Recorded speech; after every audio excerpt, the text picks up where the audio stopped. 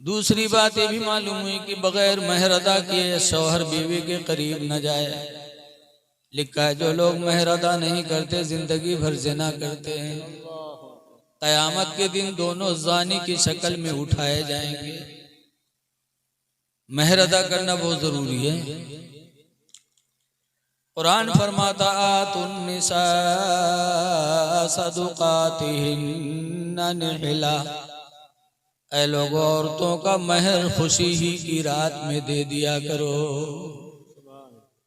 महर अदा करो। लेकिन आज महर बधैया 21,000 11,000, तो जब मेहरुआ कम रमजे हैं तो 250 रुपये की रसगुल्ला लेके जाई हैं और लागत है हाथिम ताई लात मारे थे, बड़े सखी बन गए। 21,000 महर और 50 रुपये रसगुल्ला में अदा होगा। महर अदा करो, महर अदा करना बहुत जरूरी है। लेकिन जइए हुआ 50 रुपये की रसगुल्ला लेके तके रखिए, तके सलाम करिए, तके कहिए तनी माफ कर दो, माफ कर दो। अब बताओ पहली रात में माफी मंगी हो तो मेहरुआ दिल में कोनो इज्जत रही जी। यही सोची ये तो मेहरा है। अगर जर्रा बराबर के अंदर मर्द की शान हो तो पहली मुलाकात में माफी मांगा। हुए से मेहरुए सोच लेते मेहरा ही का लतियाए रहो जिंदगी। ये हम अपनी कद्र घटा देते हैं। माफी नहीं मांगना चाहिए। क्या माफ करने से कोई अपना पैसा माफ कर देगा? आपका कोई 20,000 रुपया बाकी होके कहा कि माफ कर दो, तो क्या आप माफ कर दोगे? ऐसे महर दो जरूरी है देना। लेकिन कुछ बदतमीज तो ऐसे हैं कि रामपुरी चक्कू लेके जाते हैं। एक दो दफा कहिए माफ करो तो चक्कू नहीं करिए, कहिए माफ करिए कि नहीं करिए। अब बताओ ऐ लोगों, चाकू दिखाना किसी को ये भी गुनाह है। ऐसे दिखा सकते हो, लेकिन मारने की नहीं से चाकू छुरी दिखाना ये इंसान के दिल को तकलीफ देना। एक साहब थे ज़ैद बिन दसना, ईमान नहीं लाए थे। दीने तैयबा में आए सोने की ईंट लेकर के और कहा हुजूर से कि मुझे खजूरें चाहिए, ये सोना है। हुजूर ने फरमाया अभी खजूरों का मौसम नहीं है। तो ज़ैद बिन दसना ने कहा ये सोना रख लो और जब खजूरों का मौसम आएगा तो इतने पैसे की खजूरें मुझे दे देना। हुजूर ने रख लिया। अब कुछ दिनों के बाद ज़ैद बिन दसना पहुंचे, कहा मेरी खजूरें दो। हुजूर ने फरमाया जो मुआहिदा हमारा आपका तय था उसमें अभी चंद दिन बाकी है, चंद दिन बाकी है, वो टाइम आएगा तो लेना। तो ज़ैद बिन दसना कहते हैं झूठे हो मादअल्लाह, बाप दादा झूठे तुम भी झूठे, मादअल्लाह, सबको को मादअल्लाह, अल्लाह की पनाह। आगे बढ़े ज़ैद बिन दसना और हुजूर के गिरेबान को पकड़ा। कहा देते हो कि नहीं देते हो? आज हजरत उमर मौजूद थे, उन्होंने कहा अल्लाह के रसूल इजाजत दे दो हम इसकी गर्दन मार दें। तलवार उठाए हजरत उमर ने। हुजूर ने फरमाया नहीं उमर बैठो। फिर सरकार फरमाते उमर मेरे फला घर में खजूरों का ढेर लगा है, ले जाओ इसको, इतने मन खजूरें इसको दे देना और अलग से इतनी खजूरें और दे देना। और क्यों दे देंगे?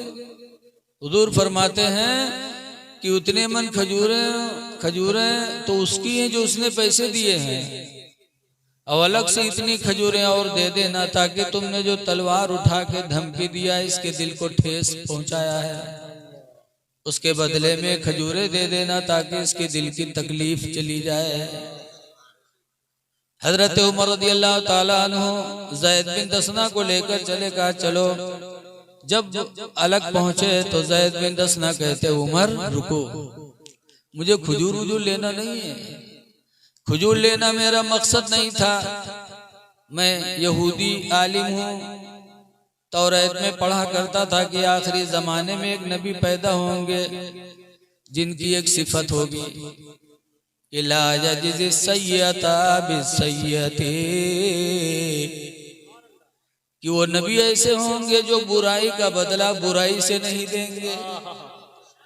वलाकिन याफू व यस्फहू, लेकिन वो माफ कर दिया करेंगे, दरगुजर कर दिया करेंगे। वो निशानी मुझे देखनी थी कि देखे इनको गुस्सा आता है कि नहीं आता है, ये बुराई का बदला बुराई से देते कि भलाई से देते, ये देखना मकसद था। उमर वापस चलो, मैंने देख लिया, मुझे खजूर नहीं चाहिए, मुझे तो ये सिफत देकर ईमान लाना था। सुभान अल्लाह। ज़ैद बिन दसना वापस आया और नबी के कदमों में गिरे और कलमे तैयबा पढ़ा, ला इलाहा इल्लल्लाह मुहम्मदुर रसूलुल्लाह सल्लल्लाहु अलैहि वसल्लम। कलमा पढ़ के मुसलमान। तो किसी को मारने के लिए छुरी दिखाना इस्लाम कहता है ये भी गलत है। तकलीफ होती है इंसान के दिल को, किसी इंसान के दिल को ठेस न पहुंचाओ। साहबा ने पूछा था अल्लाह के रसूल क़यामत में सबसे बेहतर इंसान कौन होगा अल्लाह का? तो हुजूर ने फरमाया सबसे अच्छा इंसान अल्लाह ताला उसी को चाहेगा जो दुनिया में किसी को तकलीफ न पहुंचाया, जिससे लोगों के दिल खुश हुए होंगे। 4 दिन की जिंदगी में लोगों के दिलों को जीतो, अल्लाह ताला तुमसे राजी हो जाएगा। तो महर माफ करवाने में रामपुरी चक्कू न दिखाओ, न माफी मांगो बल्कि महर अदा करो। लेकिन एक बात हो सकता है, आप लोग सोचत हो कि आदम अलैहिस्सलाम सलाम पढ़े ना उनके महर अदा होगा रहा है, हम मुझे भी मेहर वक्त घर में या नबी सलाम अलैहि शुरू कर दी तो हमरो महर अदा हो जाए। अब नहीं माफ होगा, ये आदम अलैहिस्सलाम के लिए खास था, अब नहीं है कि 21,000 महर बना हो तो कि वहां जाओ सलाम शुरू कर दो, महर अदा हो जाएगा, महर अदा नहीं होगा। आदम अलैहिस्सलाम की जिंदगी हमारे आपके लिए नमूने अमल है। निकाह अल्लाह के रसूल की बहुत प्यारी सुन्नत है। मियाँ बीवी का रिश्ता बहुत है। अल्लाह ताला कुरान में फरमाता हुन्ना लिबासुल लकुम, बीवियां ऐ लोगो तुम्हारी बीवियां तुम्हारी लिबास हैं, व अंतुम लिबासुल लहुन्ना, और तुम अपनी बीवियों के लिबास हो। मियाँ बीवी को एक दूसरे का लिबास बताया है कुरान में। और लिबास किसे कहते हैं? जो पहना जाता है, पैंट बूशर्ट सलवार जंपर। अच्छा बताओ, बीवी शौहर का लिबास है तो क्या बीवी का कोई पहन सकता है? या बीवी का लिबास शौहर है, बीवी शौहर को पहन सकती है ना? फिर कुरान क्यों कहता है एक दूसरे के लिबास है? तो गौर करो कि लिबास का मकसद क्या होता है। अल्लाह ने कुरान में लिबास का मकसद भी बताया। या बनी आदम, आदम की औलाद, कद अंज़लना अलैकुम लिबासा, मैंने तुम्हारे ऊपर जन्नत से लिबास उतारा है। क्यों? युवारी सौआतिकुम, इसलिए लिबास उतारा है ताकि तुम्हारी शर्मगाह को छुपा ले, तुम्हारी इज्जत को छुपा ले। वरीशा, और इसलिए भी उतारा है ताकि वो लिबास तुमको खूबसूरत बना दे। 2 मकसद के लिए अल्लाह ने लिबास उतारा, सत्र छुपाने के लिए। अब आज अगर कोई लिबास पहने और सतर छुपे ना तो बेकार है। जैसे हमारे बहुत से नौजवान पैंट और शर्ट पहना थे, और के बाद पंजगाना में तो मस्जिद में दिखा नहीं जुमक दिन जाता, और जुमक नमाज जब पढ़ी है तो रुकू में यहाँ जाई है तो पैंट खसक जाए नीचे, शर्ट चला जाए ऊपर, बीच के दुकान 2-3 अंगुल दिखाई पड़ जाता है। और के बाद जब सजदम जाई है तो आधी दुकान खुल जाता है। अब बताओ, उनके नमाज तो बर्बाद है, लेकिन जो पीछे पड़ा था उनके दिल की दुनिया कहाँ हुई बताओ, जब वो देखी तब। ऐ नौजवानों, तुम इस नौजवानी में अपनी जिंदगी को देखो कि हमारी जिंदगी कैसी गुजरती है। जो लिबास अल्लाह ताला ने उतारा था मकसद के लिए है कि तुम्हारी इज्जत को छुपाए। लिबास पहनने के बाद भी वो मकसद आप खत्म कर रहे हो। नमाज भी आपकी जा रही है और देखने वाले की भी नमाज जा रही है, तो वो लिबास न पहनो जिससे तुम्हारे पहनने के बाद भी इज्जत छुप न सके। ऐसी हमारी माँ बहनें, हमारी माँ बहनें पहनी है नकाब, तो कमर में बंदी है पट्टा, लागत है डांका डाले जाता है। ये कमर में जो औरतें हमारी माँ बहनें बांधती हैं, इतना बेहया लगती हैं। ये कमर में क्यों बांधती हो? बांधने के बाद जिस्म का हर हिस्सा ऊंचा नीचा सब जाहिर होता है। नकाब पहनने के बाद भी तुम्हारी इज्जत छुपती नहीं है। ऐ मेरी माँ बहनों, वो लिबास पहनो कि जिससे तुम्हारे जिस्म का हर हिस्सा छुप जाए। अल्लाह ने लिबास इसीलिए उतारा, लेकिन नहीं जाना था कि बस एक खूबसूरती के लिए। जैसे एक आदमी रहा है गवा बनारस, तो वहाँ मार्केट, वहाँ साड़ियाँ बहुत मशहूर है बनारस की। देखा साड़ी बहुत अच्छी, तो एक साड़ी अपनी मेहरुआ खातिर ले लिए, लाल कलर के। ओके, मेहरुआ कलर कौन मिल रहा है? इतनी करिया रहा है कि तावो फेलू के सामने। लेकिन जब लेके आवा, वो देखे वो बहुत कुछ जल्दी जल्दी नहाए, सो साड़ी पहनी, सो पहन के अपने आदमी के सामने गए, कहे देखो हम कौन मिल लागे था। तो देखे तो कहे तुम तो वैसे लागत हो जैसे कोयला के ढेर में आग लगी। बस वो नोच नाच के फेंक बहा दी। ऐ मेरी माँ बहनों, नाराज न होना, अल्लाह ताला ने तुम्हें औरत बनाया है। औरत का मतलब ही है छुपना। आज रज्जगा की रात मौलाना शकील साहब ने रख दिया, वरना ढोल जमकर कहते सोने के थाला में जमुना परोसो, सोने के थाला में जमुना परोसो। थाल कितना बड़ा होता है? कल जब ले हैं छुहारा वहारा, तो इतना बड़ा थाल है, तुम रखिए। बोलो आता है कि नहीं आता है? सोने कील हाली जुहार ने कहते सोने के थाला में जमुना परोसो।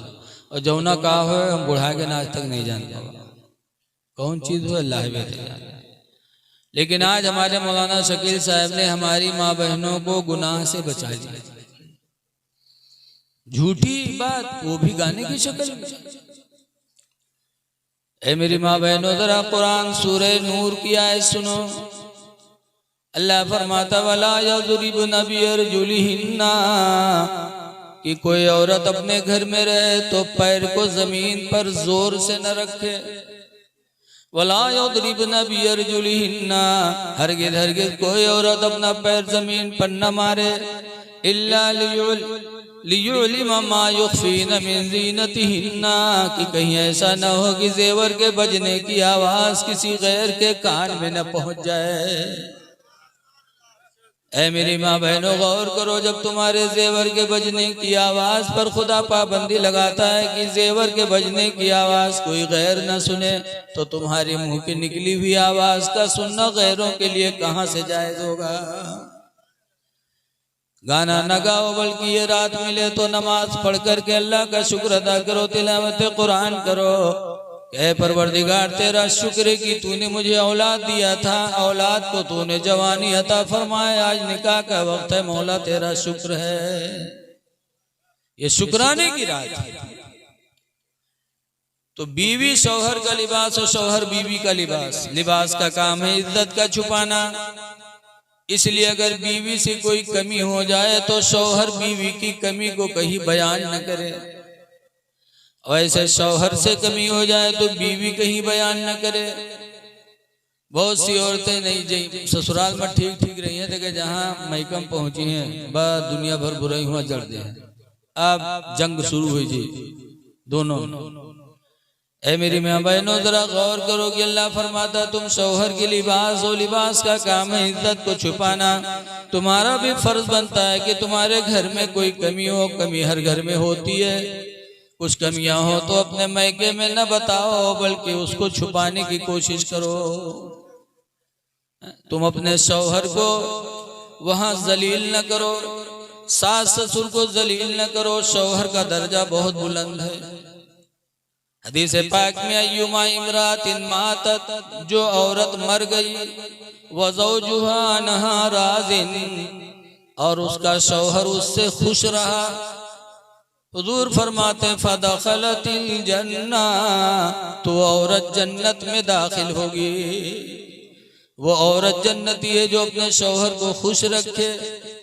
अब बताओ, ससुराल की कमी जाकर के मैके में बयान करोगी तो शौहर भी बेइज्जत होगा, सास ससुर भी बेइज्जत होंगे। सास तुम्हारी माँ है, ससुर तुम्हारा बाप है। इसीलिए बाप से पर्दा नहीं है। बोलो है पर्दा? लेकिन आजकल ससुर से पर्दा करती हैं औरतें। ससुर से पर्दा नहीं है। 18वां पारा में अल्लाह फरमाता वला युबदीन ज़ीनतहुन्ना, हरगिज़ हरगिज़ कोई औरत अपना बनाव संवार किसी के सामने जाहिर न करे, इल्ला लिबुलतिहिन्ना, मगर अपने शौहर के सामने जाहिर करे, औ आबाइहिन्ना, या अपने बाप के सामने जाहिर करे, औ आबाई बुलतिहिन्ना, या अपने ससुर के सामने जाहिर करे। तो ससुर से पर्दा नहीं। क्यों? ससुर भी तुम्हारा बाप होगा। इसलिए मैके में जाकर के सास ससुर या शौहर की बुराई नहीं करना चाहिए। ऐसे शौहर भी हो तो अपनी बीवी की कहीं बुराई न करे। बीवी एक नाक़िसुल अक़्ल होती है, उससे कमियां हो सकती हैं, लेकिन औरत की बुराई न करो, औरत की तारीफ करो, इंशाअल्लाह ताला तुम्हारा घर चमाचम रहेगा। बोलो है कि नहीं? तारीफ किया रहा तुम्हारा काम तो बहुत अच्छा है, कितना घर अच्छा लगता है। तो इंशाअल्लाह तो औरत आपसे खुश भी रहेगी और आपके घर को और बनाव चुना के रखेगी जब आप तारीफ करोगे। और तारीफ करना चाहिए।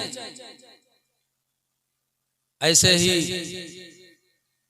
बीवी को शौहर की तारीफ करना चाहिए, तो इंशाअल्लाह ताला दोनों में मोहब्बत बरकरार रहेगी। लेकिन आज देखा जाता है एक दूसरे की बुराई।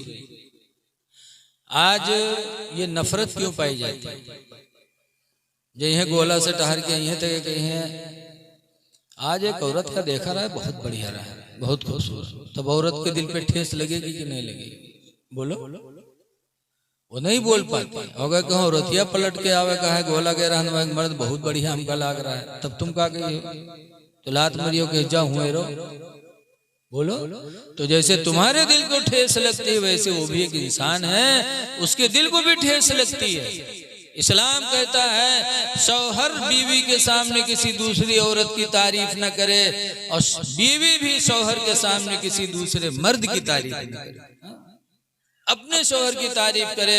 तो इंशाअल्लाह ताला दोनों में ऐसी मोहब्बत पैदा होगी कि कभी तलाक की नौबत नहीं आएगी। तुम लोग कहाँ जा रहे हो भैया? अरे यार अभी हजरत का बयान आपको सुनना है। अच्छा ठीक है।